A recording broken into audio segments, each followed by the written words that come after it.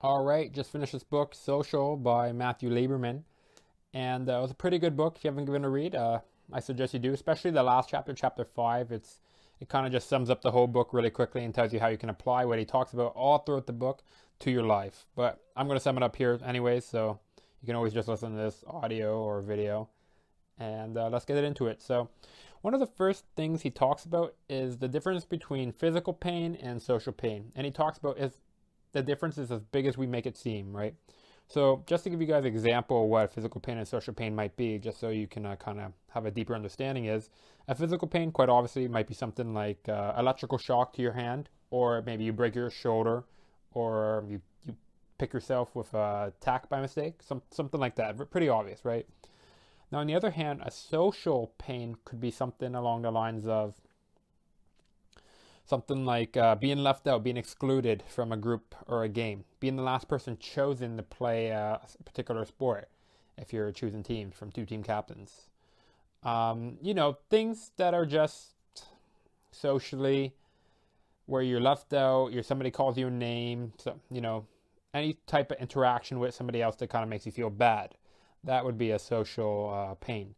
Now, in the book, he talks about if there's any the differences between it, and what he found was, especially when you started scanning the brain under fMRI scans, was that social pains and physical pains are very similar. In fact, the same structures are firing off in the same way from the two pains, right?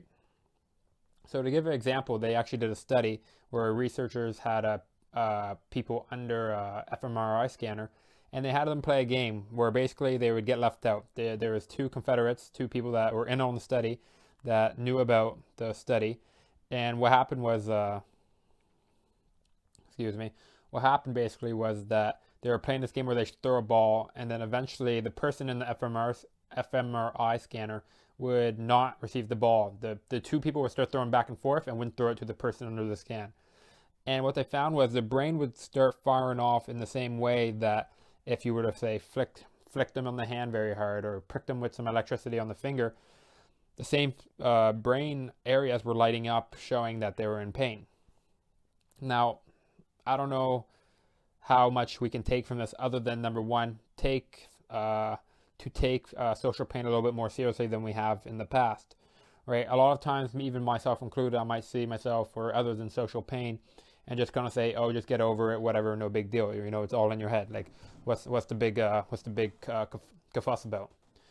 Instead, Matthew Lieberman argues that we should probably take these things a little bit more seriously, because if you were to think of it like this, if you say were to sprain your wrist or even break your arm, what are you going to do? You're not going to just leave your arm and say, "Oh, it'll get better." You're going to put a cast on, put it in a position so it does get better, and to make sure it doesn't get worse in the future.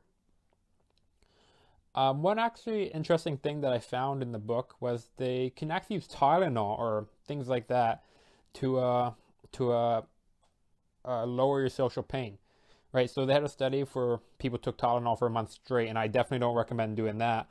But what would happen is later on they bring them in for studies and did the exclusion study again where they get left out, and they found that they experienced less social pain than participants who did not take Tylenol for the months prior or before the experiment. So I thought that was kind of interesting. It just kind of shows how similar they really are. The next thing that I think is really useful from this book is he talks about how we have a yearning for good social interactions, and we can use that to our advantage and to other people's advantages as well, right? So oftentimes in the workplace, we tend to think that more money equals more production and more incentive, right? And while that may be true, there's also been a lot of studies that show sometimes it doesn't work like that, and sometimes the money isn't enough, and it also, quite obviously, it costs a lot of money to give more money.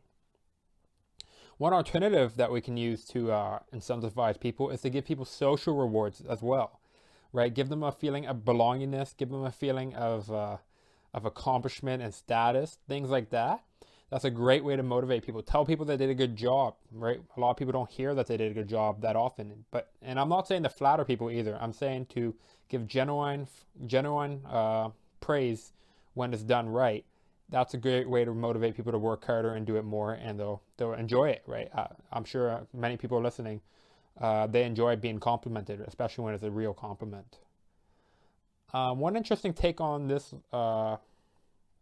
incentive approach is that you can actually incentivize people not only by giving them care and belongingness, but to actually give them some responsibility to help others, right? Because the psychology behind it he goes through in the book is basically that when we're young, we're caretakers, we're like babies, we need our mom or dad to give us, to support us in every endeavor of our life, or basically we'll die. And as we get older, the switch kind of flips, and then we start to enjoy giving care to others.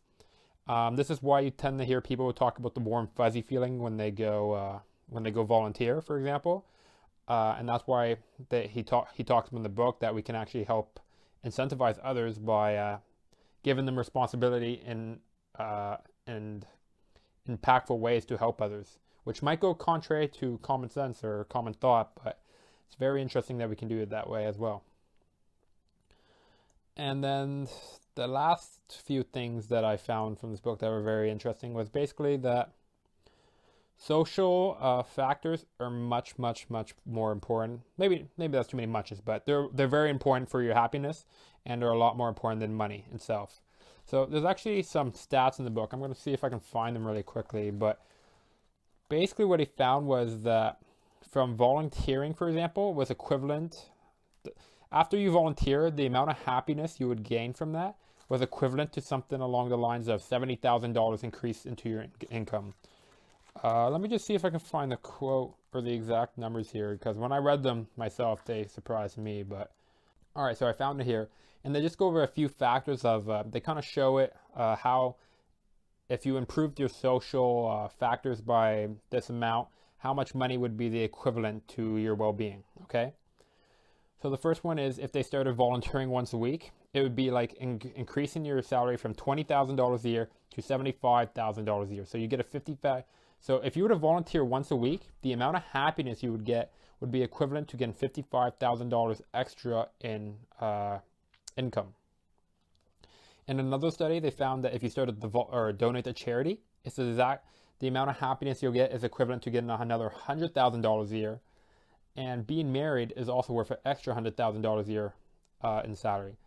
And then they go on to talk about while being divorced is on par with having your salary slashed by $90,000 a year, and just seeing your neighbor regularly is like making an extra $60,000 a year. And these are all huge numbers, and for a good reason. And as you can see, just having a good social life in general is really going to improve your life's well-being and your life standards. Now, we can talk about whether that doesn't mean you should stop caring about money at all, right? There's going to be even bigger problems if you've made $0 an hour or $0 a year versus $30,000 a year. But what this means is we should probably put a little bit more emphasis on improving our social lives as well as we do on money, because everybody talks about how they want to make more money, myself included, right? We all want to be high income earners, and wow, this is something that should be desired. Something else that also should be desired is having a good social life as well. We're gonna, making sure that your social, the social side of your life is on par with the money side or wealth part of your life, will be a greater way to increase your overall well-being than just to focus only on your wealth, because there's great returns for investing in your time into social factors. That was pretty rough to get through, but that's all for this. I hope you enjoyed, and as always, thank you for watching.